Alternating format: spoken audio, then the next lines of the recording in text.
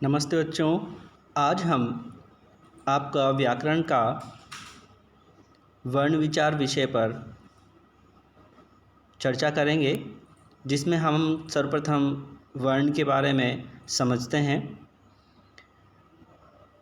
वर्ण भाषा की सबसे छोटी इकाई को कहते हैं, अर्थात भाषा की वह सबसे छोटी इकाई जिसके और टुकड़े नहीं किए जा सकते वर्ण कहलाते हैं।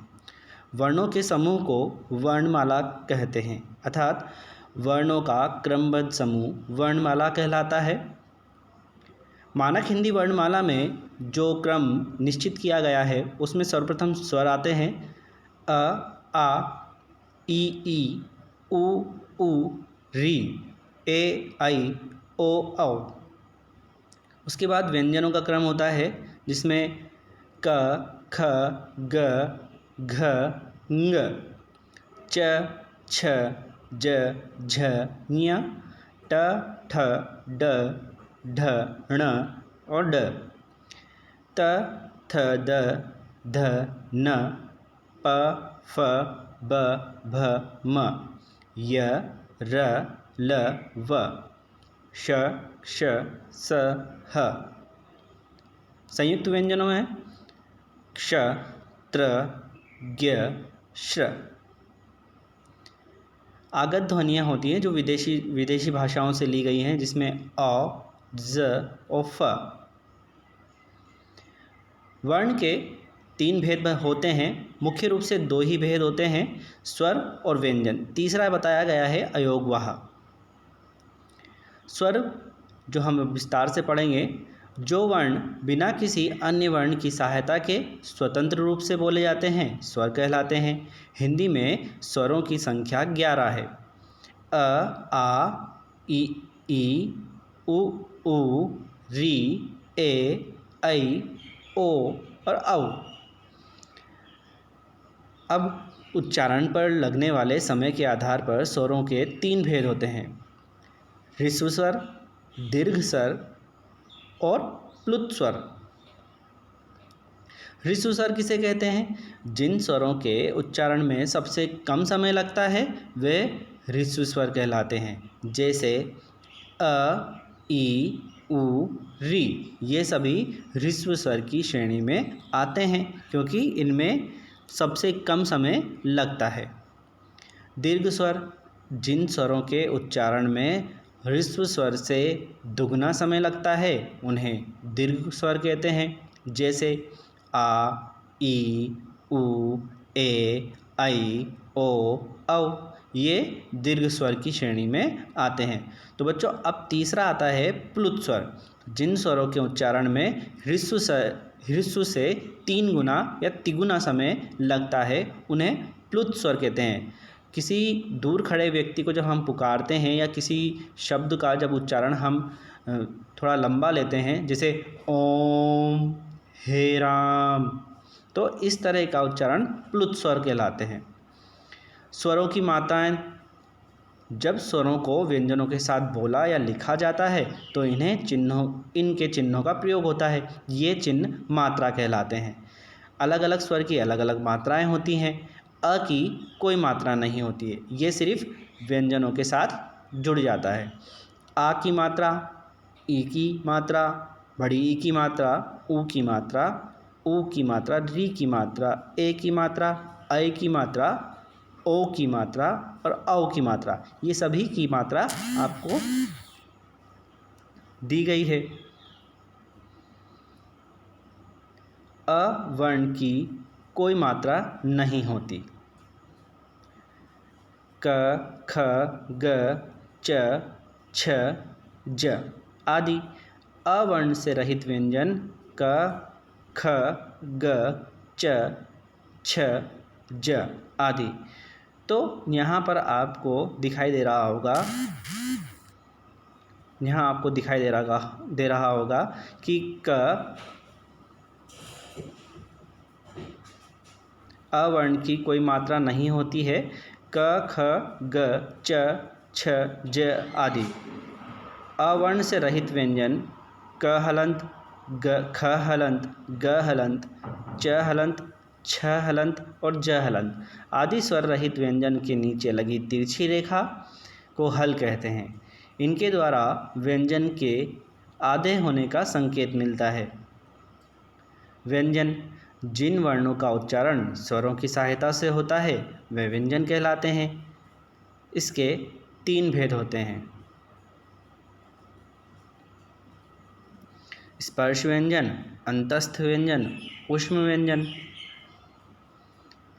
जिन व्यंजनों का उच्चारण करते समय श्वास मुख के विभिन्न स्थानों का स्पर्श करती हुई बाहर निकलती है उन्हें स्पर्श व्यंजन कहा जाता है। अब स्पर्श व्यंजन कौन कौन से होते हैं, उनका उच्चारण स्थान कहाँ कहाँ होता है? तो क वर्ग क ख ग घ ङ ये कंठ से बोले जाते हैं। च वर्ग च छ ज झ ञ ये सभी तालु से बोले जाते हैं। ट वर्ग ट ठ ड ढ ण ये मूर्धा से बोले जाते हैं। ट वर्ग में त थ द ध न ये दंत से बोले जाते हैं। प वर्ग प फ ब भ म ये ओष्ठ से बोले जाते हैं। अंतस्थ व्यंजन जिन वर्णों का उच्चारण स्वरों और व्यंजनों के मध्य का होता है वे अंतस्थ व्यंजन कहलाते हैं। इनका उच्चारण करते समय जीभ मुंह के किसी भाग को भी पूरी तरह स्पर्श नहीं करती है। ये हैं य र ल व।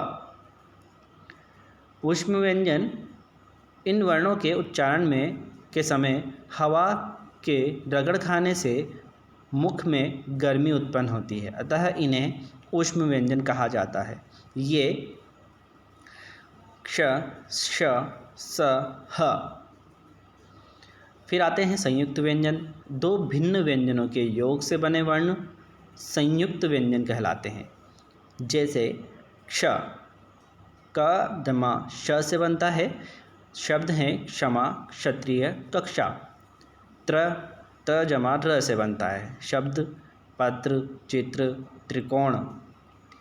ज्ञ ज जमा ञ से ज्ञात, ज्ञान, यज्ञ। श्र श जमा र से श्रम, श्रमिक, श्रेष्ठ। द्वित्व व्यंजन क्या होते हैं बच्चों? 2 समान व्यंजन ध्वनियों से बने संयुक्त व्यंजन द्वित्व व्यंजन कहलाते हैं। इनके उदाहरण हैं च जमा च, शब्द बनता है सच्चा, कच्चा, बच्चा। क आते हैं तो पक्का, चक्का, सिक्का। त जमा त से कुत्ता, पत्ता, छत्ता। द जमा द गद्दा, रद्दी, चद्दर। ट जमा ट तो भुट्टा, पट्टा। न जमा न अन्न, भिन्न, पन्ना। तो ये हुए द्वितीय व्यंजन। अब द्वितीय व्यंजन में 2 या 2 से अधिक व्यंजनों के मेल से बने अनेक संयुक्त व्यंजन हैं। इन्हें व्यंजन गुच्छ भी कहते हैं। जैसे उदाहरण दिए हुए हैं उज्ज्वल, ज्योत्सना। र व्यंजन के रूप। र ऐसा व्यंजन है जिसका अन्य व्यंजनों के साथ मेल होने पर उसका रूप बदल जाता है। अब इसके कुछ नियम हैं। पहला नियम, यदि र स्वर रहित होता है तो यह अगले व्यंजन के सिर पर इस रूप में लगता है, इसे रेफ कहते हैं। जैसे ध जमा र जमा म धर्म, क जमा र जमा म कर्म, प जमा र जमा व पर्व। तो इसमें देखिए आप व्यंजनों के पहले आधा र आ रहा है तो वो बाद वाले व्यंजन पे रेफ के रूप में लग रहा है। दूसरा नियम, यदि र से पूर्व स्वर रहित हो, यदि र से पूर्व व्यंजन स्वर रहित हो तो र पूर्व व्यंजन के नीचे इस रूप में आता है, इसे पदेन कहते हैं। जैसे ग जमा र तो ग्रह बना और शब्द क्या बना? ग्रह। भ जमा र तो भ्र बना तो शब्द बनता है भ्रम। क जमा र क्र, क्रम। अब तीसरा नियम, ट तथा ड के साथ र नीचे इस रूप में लगाया जाता है, इसे भी पदेन कहते हैं। ट जमा र ट्र, ट्रक ट्राम। ड जमा र ड्र, ड्रम ड्रामा। कुछ आगत ध्वनियाँ। हिंदी भाषा में विदेशी भाषाओं के शब्दों के साथ आई ध्वनियाँ आगत ध्वनियाँ कहलाती हैं। जैसे ओ, डॉक्टर, ऑफिस, हॉल, कॉलेज। ज से सज़ा, ज़रा, ज़मींदार। फ से कफन, खफा, फन। अयोगवाह वर्ण ङ अनुस्वार और अह विसर्ग। अयोगवाह है, ये न तो स्वर हैं न व्यंजन, ये अ के योग से बोले और लिखे जाते हैं। अनुस्वार कहते किसे हैं? इस ध्वनि का उच्चारण म या न के समान होता है। इसका लिपि चिन्ह शिरोरेखा के ऊपर बिंदी है। इसका प्रयोग स्वरों और व्यंजनों के ऊपर बिंदु के रूप में किया जाता है, जैसे कंस, हंस, अंश आदि। विसर्ग स्वर से परे जो दो बिंदियां लगाई जाती हैं वे विसर्ग कहलाती हैं। इनका उच्चारण केवल संस्कृत में आए कुछ तत्सम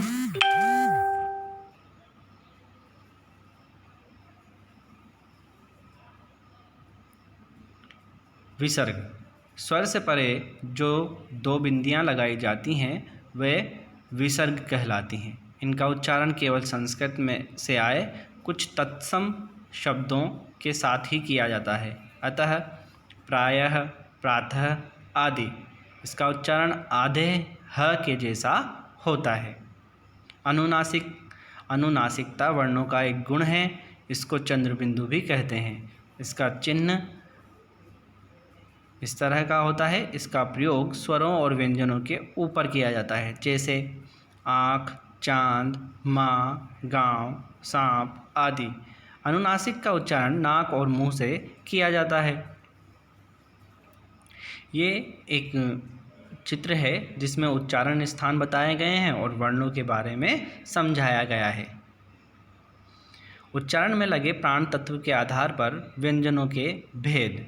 उच्चारण के आधार पर व्यंजनों को निम्नलिखित दो भेद में बांटा गया है, अल्प प्राण और महाप्राण। अल्प प्राण जिन वर्णों का उच्चारण करते समय मुख से श्वास